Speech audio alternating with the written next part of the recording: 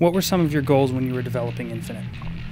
We had done the first BioShock game, and after we finished that, we didn't really feel there was another game, another story we had to tell about the City of Rapture, and so we weren't sure we were going to do another BioShock game. But after spending some time thinking about it, we realized that BioShock wasn't really about just the City of Rapture, that it was about a whole set of larger ideas, and in terms of how the gameplay worked and how we told the story and the kind of themes we took on.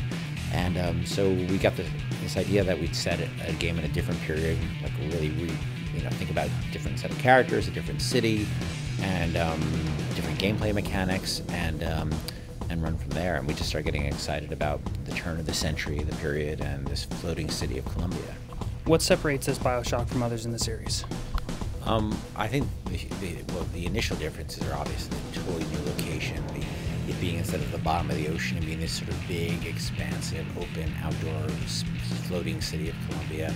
Also the fact that where BioShock 1 was really we took place in effectively a graveyard. Almost everybody was dead and everybody else was kind of crazy. We're really in a city that's alive here, that there are people going about their sort of daily lives, and you hear their stories and sort of see what's going on with them. And then you're central to the story and how the city evolves as compared to just showing up after it's already changed. Also, in this game, you're a character. You're this character, Booker DeWitt. You're not sort of a nameless cipher, and you go through this experience with this woman, Elizabeth, who you've been assigned to rescue from this city, or break out of this city, where she's been in prison since she was a young girl. It's a much more, in many ways, a more action-oriented experience. Much bigger spaces. You have these skylines, or sort of like roller coasters that you can shoot from, that sort of you can use to traverse the city. It's just a very different experience, but also for BioShock gamers, it feels very much like a BioShock game. Who are the Vox Populi and who are the founders? The Vox Populi the founders are the sort of the powers that be in the city, and they're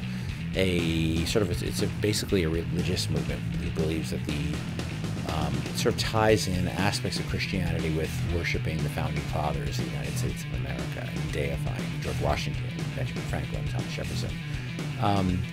And there's also, they have also a xenophobic and racial bias cast to them as well, and that puts them very much in opposition to sort of the have-nots of the city, which are called the Vox Populi, and they're the sort of the underclass, the people, people of minorities, the people who don't have money, the people who sort of don't have the resources.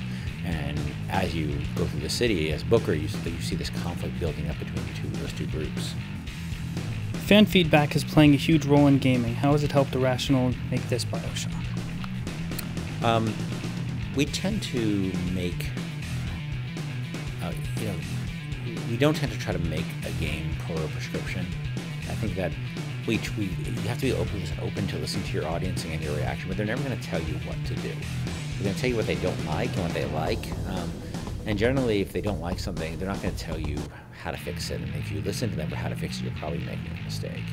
That's really what our job is. And so I think there are things that, we don't tend to sort of react in, we don't sort of monitor the internet and look for any sort of seismic movement and react to it. We tend to make the game we believe in, and then when we show it at major events, we sort of see the reactions, we see what people are drawn into, but on very major themes, not like on a low detail level.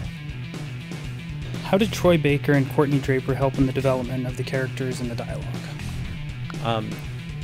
I had written these characters of Booker and Elizabeth, and when we cast Troy and Courtney, there's always something that happens with a good actor, that you start hearing their voice as you do more writing. You hear the voice of the actor, which always happens with every good actor. And when somebody owns the role, that happens even more so. And what was great about them is they already sort of matched the voices I had in my head, so that was a very easy process. But then sometimes I'd come into sessions, and frankly, I'd be shooting blanks. I had a scene that just doesn't work very well. And they understood their characters so well that I could sort of engage in a conversation with them. We just talk about the scene, and they would often have ideas of why they thought it wasn't working or how it could work better.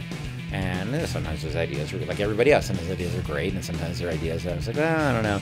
But generally, they had such valid things to add to the conversation that I really viewed it as a partnership.